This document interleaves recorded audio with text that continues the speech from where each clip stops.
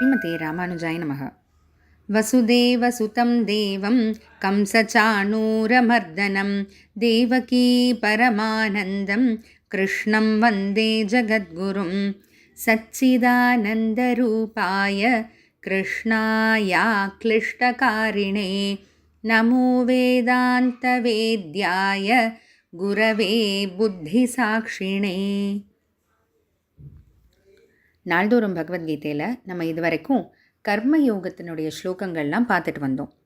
இப்போது இனிமே 53வது ஸ்லோகத்திலேருந்து ஞான யோகத்தை பற்றி சொல்ல ஆரம்பிக்கிறார் பகவான். ஞான யோகம்ன்றது என்னது? ஞான யோகம் அப்படின்றது என்ன அப்படின்னா, நம்ம தெளிவாக ஆத்மா வேற உடல் வேறன்றது புரிஞ்சுக்கக்கூடிய அந்த ஒரு நிலைமை. இல்லையே, பகவான் எப்பயோ சொல்லிட்டாரு ஆத்மா வேற உடல் வேற அப்படின்னா, நம்ம தியரட்டிக்கலாக அதை படிக்கிறது வேற, அதை எக்ஸ்பிளிசிட்டாக நம்ம ரியலைஸ் பண்ணுறதுன்றது வேற இல்லையா? இப்போது நிறைய சமயத்தில் பார்த்திங்கன்னா, இப்போ சொல்லுவாங்க இல்லையா, நான் உனக்கு ஒரு விஷயத்த சொன்னால் இந்த காதில் வாங்கி அந்த காதில் விட்டுருவியா, உள்ளே வாங்கு, மனசில் நிறுத்தி வச்சுக்கோ அப்படின்ட்டு சொல்லுவாங்க.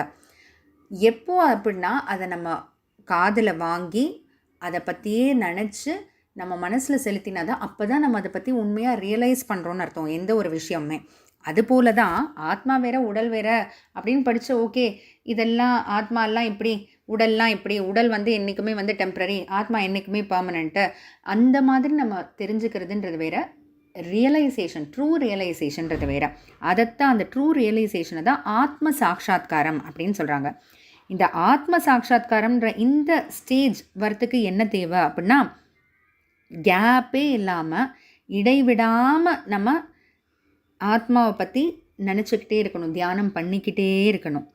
அப்படி நம்ம டிஸ்ரப்ஷனே இல்லாமல் எந்த ஒரு கேப்புமே இல்லாமல் பண்ணணுன்னா என்ன வேணும்? ஏன்னா நம்மளோட மனசுலேயே நிறைய குழப்பங்கள் இருந்ததுன்னா நமக்கு அது வராது. அப்போ மனசு தெளிவாக இருக்கணும்.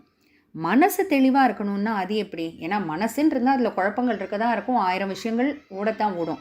ஆனால் அது இல்லாமல் செய்யணுன்னா அது எதனால் அந்த மனசில் அவ்வளோ குழப்பங்கள் வருது, அவ்வளோ எண்ணங்கள் வருது அப்படின்னா, நம்மளோட பாவ புண்ணியங்கள்னால, நம்ம செய்யக்கூடிய அந்த ஆக்ஷன்ஸ்னுடைய கான்சிக்வன்சஸ், பாவம் புண்ணியம்னு சொல்கிறோம் இல்லையா, அந்த பாவ புண்ணியங்கள்னால. அதனால் பாவ புண்ணியங்களை தொலைக்கணும்.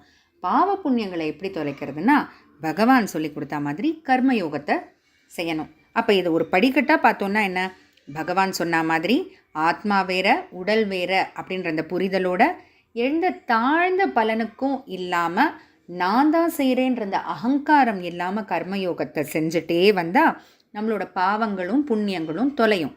பாவங்களும் புண்ணியங்களும் தொலைய நம்ம மனசு தெளிவாகும், அந்த அழுக்குகள்லாம் போய் தெளிவாகும். அந்த தெளிவான மனசில் நம்ம தியானம் பண்ணலாம், ஆத்மாவை நினச்சி நம்ம தியானம் பண்ணலாம்.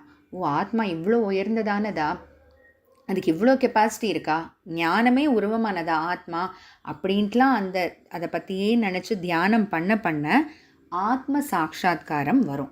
அதாவது ஆத்மானா இப்படின்ற அந்த ட்ரூ ரியலைசேஷன், அந்த ஸ்டேஜ் வரும். இப்போ நம்ம முன்னாடியே பார்த்தோம் இல்லையா, நம்ம மனசை ஒரு கண்ணாடி கூட நம்ம ஒப்பிடுற மாதிரி, அதாவது நம்ம கம்பேர் பண்ணுறோம். இப்போ கண்ணாடியில் எப்படி அழுக்கு இருந்தால் நமக்கு ரிஃப்ளெக்ஷன் சரியாக தெரியாதோ, அது மாதிரி நம்ம மனசில் அழுக்குகள், அந்த அழுக்குகள் எதனால் வருது? பாவ புண்ணியங்கள்னால. அதெல்லாம் இருந்தால் நம்ம ஆத்மாவை தெளிவாக உணர முடியாது, தெரிஞ்சுக்க முடியாது. அப்போ என்ன செய்யணும்னா, மனசு அப்படின்ற அந்த கண்ணாடியில் பாவ புண்ணியங்கள் அப்படின்ற அந்த அழுக்கை நம்ம தொடச்சிட்டோம், விளக்கிட்டோம்னா ஆத்மா தெளிவாக தெரிய ஆரம்பிக்கும், நம்ம உணர ஆரம்பிப்போம். அதை பற்றியே அப்புறம் நம்ம அந்த ஆத்மாவை பற்றியே நினைக்க இப்படிப்பட்டதா ஆத்மா அப்படின்ற அந்த ஒரு இடைவிடாத டிஸ்டர்பன்ஸே, இன்டரப்ஷனே இல்லாத அந்த ஆத்மாவை பற்றின நினைவு தான் ஞான யோகம். அப்போ இந்த ஞான யோகத்தினுடைய படிக்கட்டு என்ன? முதல்ல ஆத்மாவை பற்றின ஞானம். ஆத்மா வேற உடல் வேற அப்படின்னு ஒரு தியரிட்டிக்கல் நாலேஜ், இதுதான் முதல் படிக்கட்டு. அது தெரிஞ்ச பிறகு என்ன ஆகும்? அப்போது கர்மயோகம் செய்ய ஆரம்பிக்கலாம் நம்ம.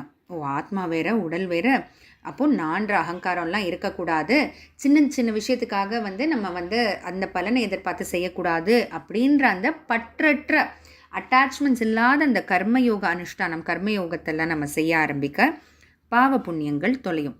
பாவ புண்ணியங்கள்ன்ற அந்த அழுக்கு தொலைஞ்ச உடனே மனசு சுத்தமாகும். இதுதான் சித்த சுத்தி அப்படின்னு சொல்கிறது உண்டு. அப்போ அந்த சுத்தமான மனசில் வந்து நம்ம தியான யோகத்தை தியானம் செய்ய ஆரம்பிக்கிறோம். தியானம் ஆத்மாவை பற்றியே தியானம் செய்ய செய்ய செய்ய ஞான யோகம் பிறக்குது. அந்த ஞான யோகமே இன்னும் வளர வளர இன்னும் மெச்சூர்டாக முதிர முதிர அதைத்தான் ஆத்ம சாட்சா்காரம்னு சொல்லுவாங்க. ட்ரூ ரியலைசேஷன் ஆஃப் ஆத்மா அப்படின்னு. ஸோ இந்த ஞான யோகத்தை பற்றின ஸ்லோகங்களை நம்ம பார்த்துட்டே வருவோம் தொடர்ந்து. ஜெய் ஸ்ரீ கிருஷ்ணா.